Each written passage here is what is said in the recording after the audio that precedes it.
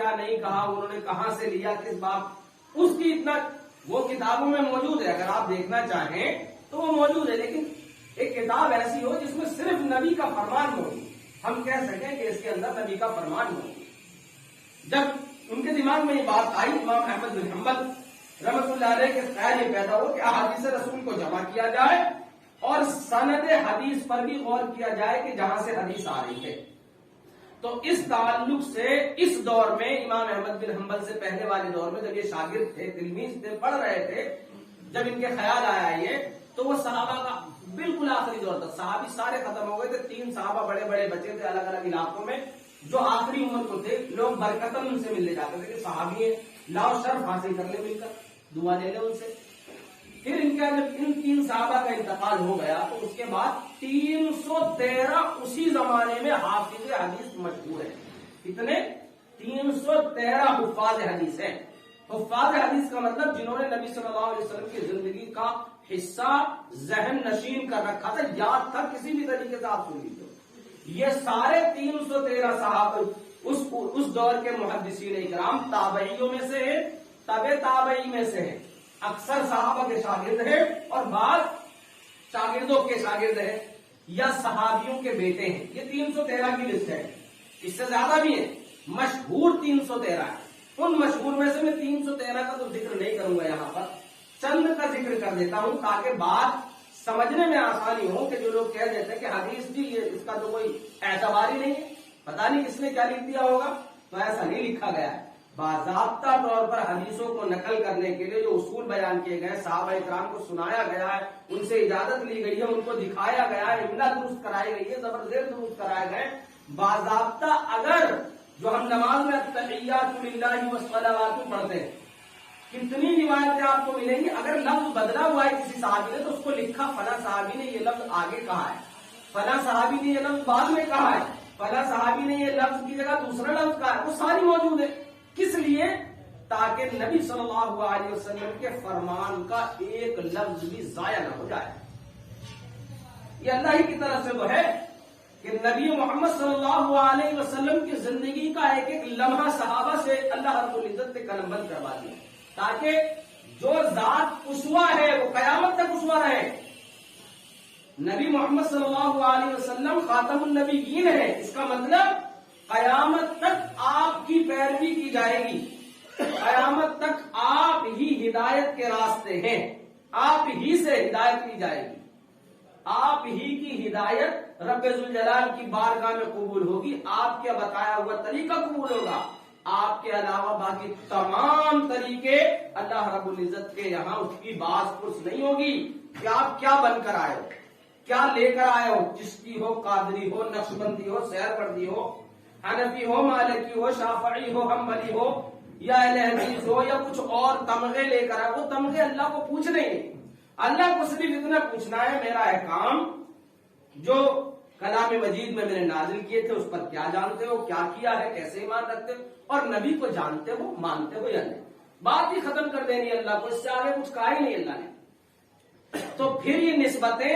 جن کے اوپر ہمارے یہاں جنگیں ہو رہی ہیں، قتال ہو رہے ہیں، گالیاں دی جا رہی ہیں، کفر کے فتوے مارے جا رہے ہیں، دلوں میں نفرتیں بوئی جا رہی ہیں، دسترخوان الگ کیے جا رہے ہیں، رشتے ناطے توڑے جا رہے ہیں، انہی نسبتوں کی وجہ سے۔ یہ نسبتیں ایک مسلمان مومن کے لیے کوئی معنی نہیں رکھتی، معنی والی چیز ہے نبی کا فرمان، اللہ کا فرمان، قابل قبول ہے، ایکسپٹیبل ہے اللہ کا فرمان جو کلام مجید میں ہے، نبی کا فرمان جو حدیث میں موجود ہے، اس کے علاوہ کوئی اور تیسرے شخص کا فرمان ایکسپٹیبل نہیں ہے اسلام کے اندر۔ اللہ رب العزت کے یہاں وہ پوچھا نہیں جائے گا۔ آج جس دور میں ہم زندگی گزار رہے ہیں آپ کو مختلف نسبتیں ملے گی، لوگ کیسے کیسے اعتراضات لے کر آتے ہیں سوالوں کے جملوں میں، اور جن کے وہ سوال لے کر آتے ہیں انہیں خود نہیں پتا ہوتا اس سوال کے کرنے سے کیا نقصان کر رہے ہیں وہ شریعت کا، اسلام کا، صحابہ اکرام کی کن کن محنتوں پر وہ پانی پھیر رہی ہوئی،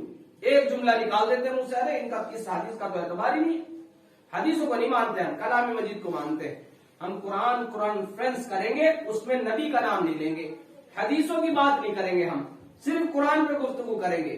تو قرآن پہ صرف محض گفتگو کرنا اور اس کی تفسیر اس کی تفصیل جو ہمارے نبی نے آیتوں کی بتلائی ہے اس سے منہ موڑ لینا یہ اسلام کا حصہ نہیں ہے۔ پہلے کیا ہے، اس زمانے کے مشہور حفاظ اکرام کی گفتگو چل رہی تھی۔ ان مشہور حفاظ اکرام میں 333 ہیں، ان کی تعداد جو ہے تقریباً 323، 33 نہیں 23۔ ان میں سر فہرست آتے ہیں عمر بن عبدالعزیز۔ میں بڑے مختصر طور پر میں نے چند مشہور کو لکھا ان 323 میں سے۔ پہلے عمر بن عبدالعزیز مروان 99 ہجری میں خلیفہ ہوئے ہیں، ان کی طرف ایک مسند منسوب ہے جو چھپ چکی ہے۔ اسی طریقے سے عمرہ بنت عبد الرحمن الانصاریہ صحابیہ ہیں، اما عائشہ کی حدیثوں کو سب سے زیادہ یہ جاننے والی ہیں۔ گزشتہ جمعہ یہ 4 نام بتائے تھے میں نے۔ اسی طریقے سے مجاہد بن حرص ہیں، حضرت ابن عباس رضی اللہ تعالیٰ عنہ کے شاگردوں میں سے ہیں، مفسر قرآن ہیں۔ اسی طریقے سے امام شعبی رحمۃ اللہ علیہ، جن کا نام ابو عمر بن شراحیل التابعین میں سے، ولادت 17 ہجری میں ہوئی ہے۔ 500 صحابہ اکرام کو انہوں نے اپنی آنکھوں سے دیکھا ہے۔ امام شعبی نے ترتیب ابواب کے ساتھ حدیثیں انہوں نے جمع کی 500 صحابہ اکرام سے سن کر۔ اسی طریقے سے خالد بن معدان ہیں، جنہوں نے 70 صحابہ سے حدیثیں سنی، ان کو قلم بند کیا ہے۔ یہ اس دور کے حدیث کے حفاظ میں سے ہیں جن کا میں نام لے رہا ہوں۔ یہ تو مشہور چند 4-5 میں نے لکھ لیے، ان کو سن لیجیے۔ ہیں تو 323، اس سے بھی زیادہ ہوں گے کیونکہ صاحب کتاب نے بھی چند کو چھوڑ دیا ہوگا، بڑے مشہور کو لیا ہوگا۔ تو بہرحال یہ ہے۔ اسی طریقے سے 6 نمبر پر آتے ہیں جابر بن زید۔ اسی طریقے سے 103 ہجری میں جو ہے ان کا انتقال ہوا۔ پھر اسی طریقے سے جو ہے ابو قلابہ آتے ہیں 7ویں نمبر پر۔ اسی طریقے سے حکم بن منبع آتے ہیں، کوفہ کے شیخ مشہور تھے۔ اسی طریقے سے طاؤس بن کیسان آتے ہیں، 50 سے زائد صحابہ اکرام سے روایت کی ہے، عبداللہ بن عباس کی خاص تلمیذوں میں سے ہیں۔ اسی طریقے سے ابو موسیٰ الاشعری کے شاگرد آتے، کوفہ کے قاضی تھے۔ اسی طریقے سے 11ویں نمبر پر قاسم بن محمد بن ابی بکر الصدیق رضی اللہ تعالیٰ عنہ کے بیٹے، یا یہ بیٹے ہیں، یہ فقیہ مدینہ تھے، امام وقت تھے، یہ آتے ہیں۔ اسی طریقے سے سالم بن عبداللہ بن عمر رضی اللہ تعالیٰ عنہ، یہ بھی اس وقت کے حدیث کے حافظوں میں سے ہیں۔ اسی طریقے سے سلمان بن یسار محدث مدینہ ہیں۔ اسی طریقے سے اکرمہ موسیٰ ابن عباس مشہور مفسرین قرآن تھے۔ اسی لسٹ میں آتے حسن بصری رحمۃ اللہ علیہ، حدیث کے امام رہ چکے ہیں، امام عصر ہے، حدیثیں لکھی انہوں نے۔ اسی طریقے سے بشیر بن نحیق آتے ہیں، ابو ہریرہ کے شاگرد۔ اسی طریقے سے اس میں امام ابن سیرین آتے ہیں جو مولا ہے، غلام ہے انس بن مالک کے، اور مشہور معبرین میں سے تعبیر کی کتاب جو ہے تعبیر رؤیا انہی کی طرف منسوب ہے۔ اسی طریقے سے وہب بن منبع ہے، ان کے تعلق سے بھی جو ہے آتا ہے کہ بہت ساری جابر رضی اللہ تعالیٰ عنہ کی مرویات کو انہوں نے جمع کیا ہے۔ پھر اس کے بعد 7ویں نمبر پہ ہیں امام باقر محمد ابو جعفر بن زین العابدین بن حسین رضی اللہ تعالیٰ، یہ بھی اس دور کے حفاظ اکرام میں سے ہے۔ اسی طریقے سے عطا بن ابی رباح مکہ میں شیخ الحدیث تھے۔ یحییٰ بن یعمر حافظ قرآن، یعنی قرآن کے بھی حافظ، حدیث کے بھی حافظ، اور یہی وہ شخص ہیں جنہوں نے کلام مجید فرقان حمید میں نقطے لگائے تھے۔ اس سے پہلے عربی زبان میں ہر نقطے والے حروف میں نقطے نہیں ہوتے تھے، چندہ میں ہوتے تھے، بعد میں نہیں ہوتے تھے۔ اگر آپ شوقین ہیں تو پرانے نسخے عربی زبان کے اور قرآن کے بھی اٹھا کر دیکھیں، اس میں نقطے نہیں ملیں گے، آپ کو پتہ ہی نہیں چلے گا کاف ہے یا فا ہے، آپ کو پتہ ہی نہیں چلے گا عین ہے یا غین ہے۔ تو یہ وہ حافظ حدیث میں سے یحییٰ بن محمد جنہوں نے قرآن میں نقطے لگانے کا کام کیا۔ اسی طریقے سے امام زید شہید بن زین العابدین بن حسین رضی اللہ تعالیٰ عنہ، انہوں نے حدیث کی حفاظت کی، باضابطہ اپنے دور میں انہوں نے مسند زید لکھی جو کہ چھپ چکی ہے۔ اسی طریقے سے ابو اسحاق سبیعی ہیں، ان کے 400 سے زیادہ شیخ تھے، 38 صحابہ اکرام ان کے استاد رہے ہیں، اور 400 سے زیادہ استاد اس دور کے تھے، بڑے تابعین۔